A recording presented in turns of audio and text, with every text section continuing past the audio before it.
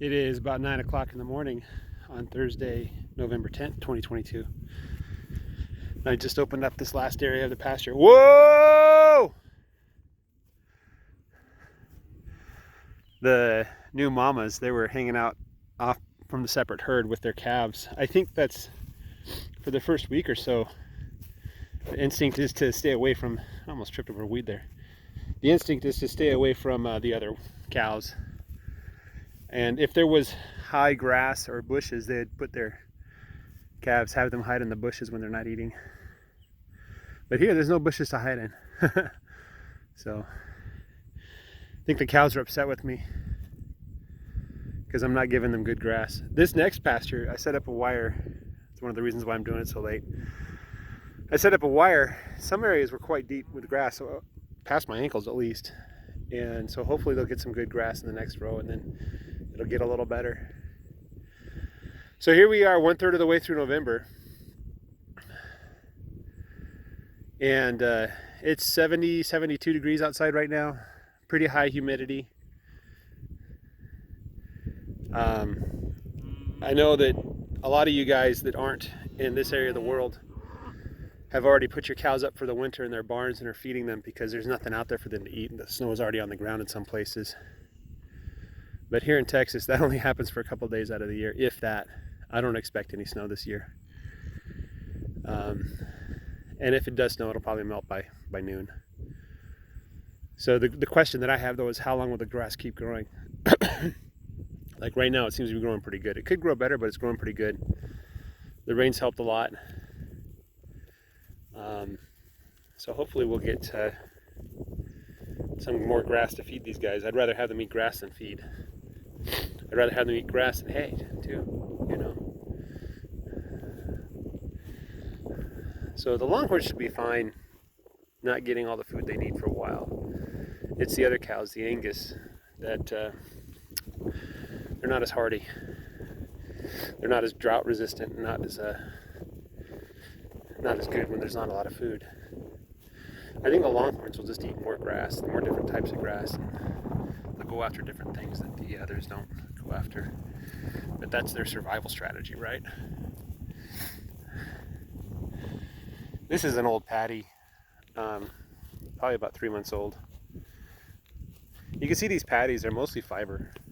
Once they get drained of all their liquids, it's just fiber. It's just ground up grass. What is fiber made of?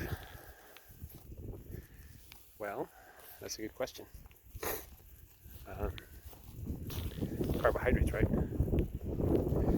So, yeah, these are old patties that haven't really digested into the ground, which isn't a good sign, but there's another one. It's just like perfect soil inside there, you know. The bacteria and the funguses can go to town on those, I don't know what they're called, the long chain carbohydrates, right, that make up the fiber. They can break it down into nutrients for the soil. And this is where the fire was back in July. I've been through here, I think, twice since then. This is the third time. So it was completely dead.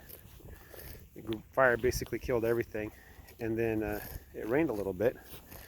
And it started to come back to life slowly. Until finally there was lots of little bits of grass growing everywhere.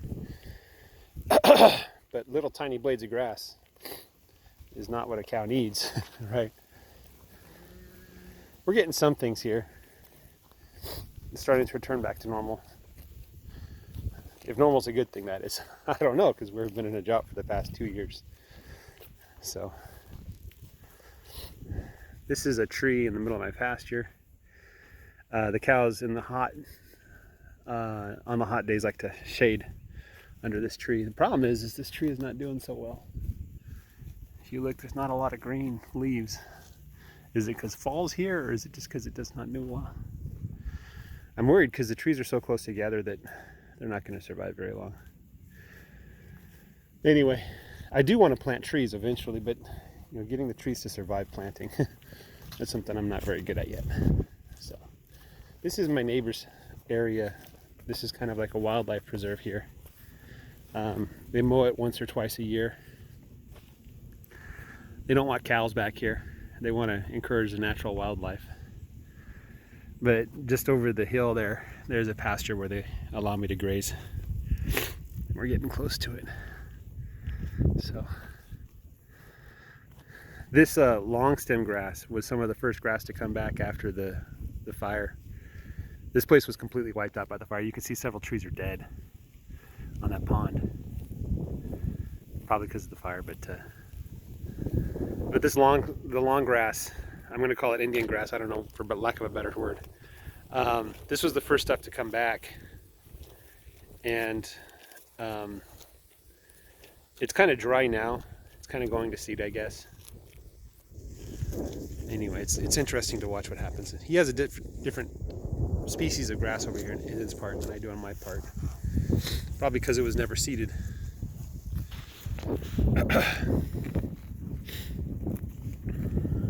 Number 19.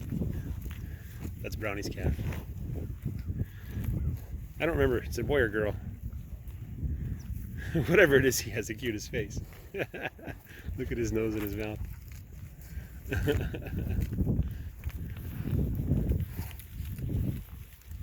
Look at this calf. You're a honker. You're a big old calf.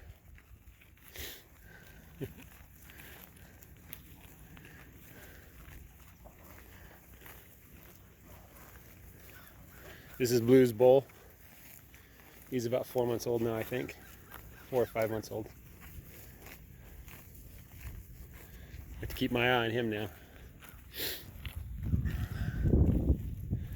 There's number 10. He's half, she's half Angus, half Brahmin. Those floppy ears are the Brahmin ears. The Brahmin also tend to have floppy skin between their legs and on the bottom of their necks. She has a nice slick coat. Not too many flies. You got some horns there, I see.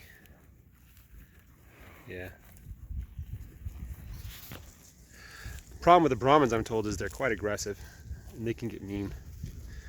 And here in America, at least, we've bred cattle not to hurt their ranchers, you know.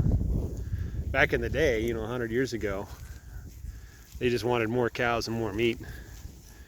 But nowadays, they want to be able to go out here without a cow knocking you over from behind, which happens from time to time. Hasn't happened to me yet, but it does happen.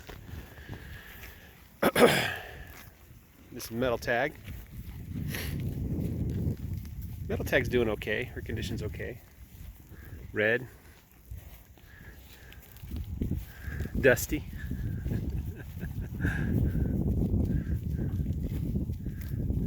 Back there's the new calves. Blackie's calf and Speck's calf. I don't know how it's possible, but that calf has a whiter coat than her mama. It's beautiful. Blackie's calf has some white underneath its body. So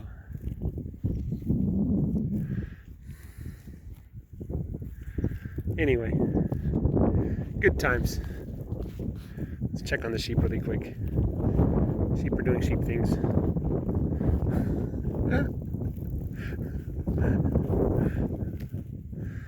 You guys being good sheep? You want to sniff my hand?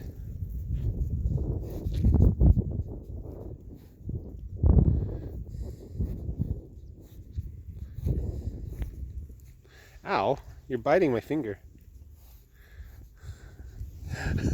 My finger's not for eating.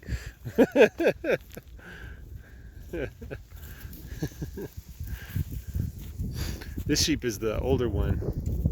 She's the mama of these two sheep. But she's a little bit flighty. You're smelling my pockets for some reason. There's nothing in there. Just dirty old keys.